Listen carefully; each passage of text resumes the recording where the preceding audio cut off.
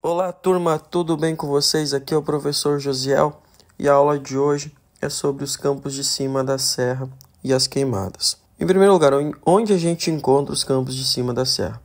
A gente encontra na região ao norte do Rio Grande do Sul, principalmente na parte mais nordeste e ao sul ali de Santa Catarina. É uma formação vegetal herbácea rasteira que predomina numa área de planalto. Os campos de cima da serra não são a única formação vegetal encontrada nessa região.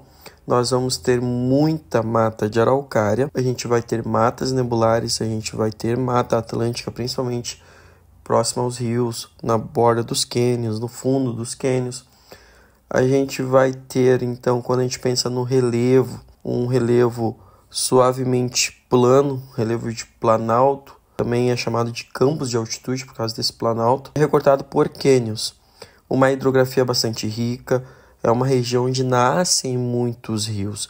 Esse é um detalhe importantíssimo. Por fim, nessa parte mais geográfica, no geral, nós vamos ter ali um clima subtropical. Já sabemos, clima subtropical tem como característica ser um clima com estações definidas e chuvas bem distribuídas ao longo do ano. No caso, nós temos ali um verão que é quente, um inverno que é frio. Aí que está o detalhe, esse inverno frio. Nas áreas de campo, o que nós vamos ter?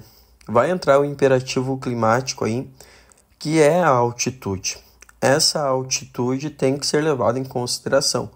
O que ocorre? A altitude faz diminuir a temperatura, ou seja, os campos de altitude ficam numa área onde a altitude já mencionada se impõe, porque quanto maior for a altitude, mais frio. Isso é uma questão ali de pressão atmosférica. Outro fator que vai se impor, visto que se a gente pensar em altitude, tem áreas no Brasil que têm altitudes mais elevadas. Vai ser a latitude. Quanto mais longe da linha do Equador, mais frio no inverno. Somando esses dois fatores climáticos, latitude e longitude, nós vamos ter uma região que seguidamente as temperaturas no inverno podem chegar a 0 graus e até menos.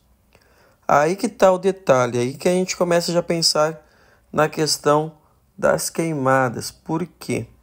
No inverno, com a temperatura abaixo de 0, a gente sabe, é normal ter a formação de orvalho. Esse orvalho, quando atinge 0 graus, ele congela. Daí que vem a geada. A geada acaba literalmente prejudicando a gramínea, deixando ela mais seca, com essa cor de palha. Então, quando a gente pensa em geada, a gente sabe que ela vai gerar consequências na vegetação.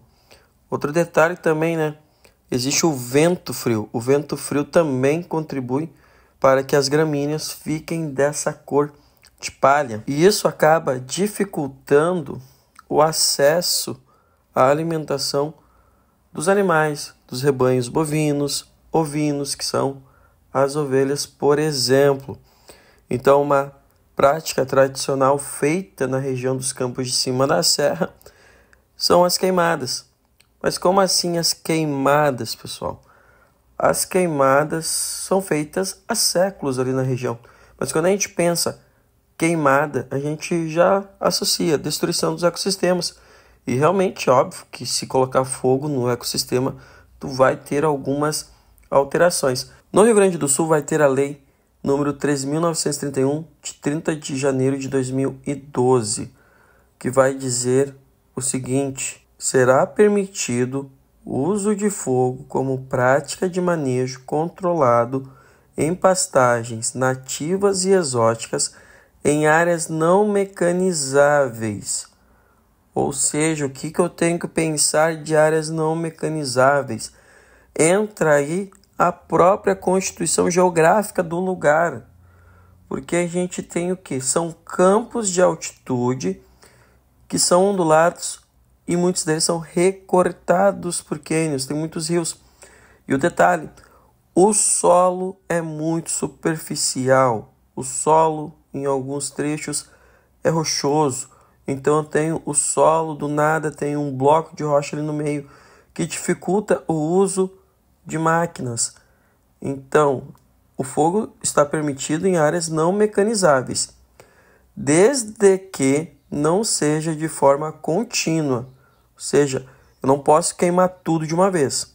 Tem que ser controlado em áreas não mecanizáveis e de uma forma que não seja contínua, para limpeza, remoção de touceiras, de palhas e como quebra de dormência de sementes, mediante permissão de órgão do poder público municipal, até que seja viabilizada a tecnologia alternativa que venha substituir essa prática.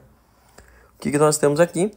Nós temos uma situação onde a queimada é permitida mediante os fatos que eu já comentei com vocês. Áreas não mecanizáveis, não pode ser de forma contínua, tem que ser para limpeza e remoção de touceiras para quebrar ali a dormência das sementes.